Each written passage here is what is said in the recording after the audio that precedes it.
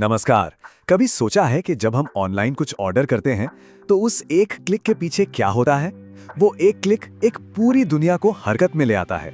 आज हम उसी पर्दे के पीछे की सीक्रेट दुनिया की सैर करेंगे। ये सवाल ही सबसे दिलचस्प है ना? जब हम पे नाउ का बटन दबाते हैं तो उन 2-4 सेकंड में एक पूरा का पूरा सिस्टम काम करता है। ये कोई जादू नहीं बल्कि टेक्नोलॉजी का कमाल है।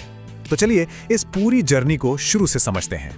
तो सबसे पहले एकदम बेसिक से शुरू करते हैं। आखिर ये ई कॉमर्स है क्या चीज, और देखते ही देखते ये हमारी जिंदगी का इतना जरूरी हिस्सा कैसे बन गया? ई कॉमर्स सुनने में भारी शब्द लगता है, पर इसका मतलब बहुत सीधा है। एक ऑनलाइन दुकान, मतलब इंटरनेट पर सामान खरीदना और बेचना। Amazon हो, फ्लिपकार्ट हो या कोई भी छोटी बड़ी वेबसाइट, ये सब ई कॉमर्स ही है। अब सवाल ये है कि सब लोग ऑनलाइन शॉपिंग की तरफ क्यों भाग रहे हैं? देखिए, सबसे पहली बात तो है आराम। घर बैठे बैठे कुछ भी ऑर्डर कर सकते हैं। बाजार आने जाने का समय बचता है। फिर एक ही जगह पर इतनी वैरायटी मिलती है जितनी शायद 10 दुकानों में भी ना मिले। और सबसे अच्छी बात, हम अलग अलग वेबसाइट पर कीमतों को कंपेयर करके बेस्ट डील पा सकते हैं। और हाँ, ई कॉमर्स की जबरदस्त ग्रोथ के पीछे 3 बड़े कारण हैं।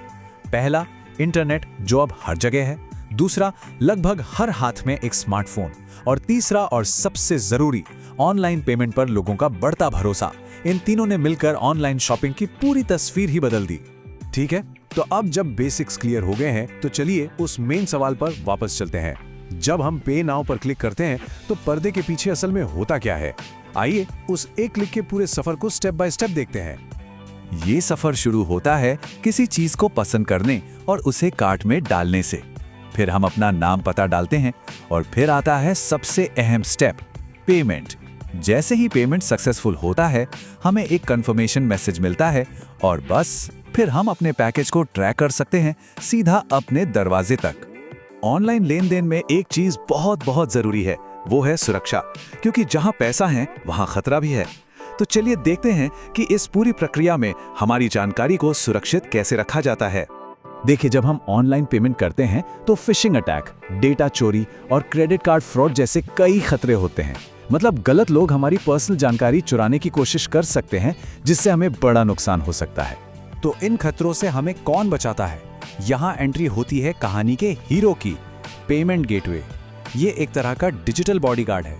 ये हमारी कार्ड डिटेल्स जैसी सेंसिटिव जानकारी को एक सीक्रेट कोड में बदल देता है, जिसे एन्क्रिप्शन कहते हैं, ताकि वो पूरी तरह से सेफ रहे। और कोई भी वेबसाइट सेफ है या नहीं, ये पहचानना बहुत आसान है।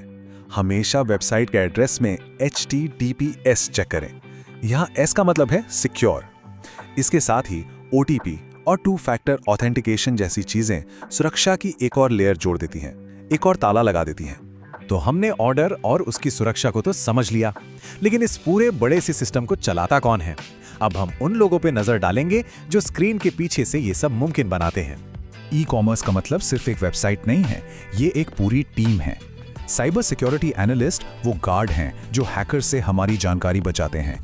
डिजिटल मार्केटर्स वो लोग हैं जो सही सामान को सही लोगों तक पहुंचाते हैं।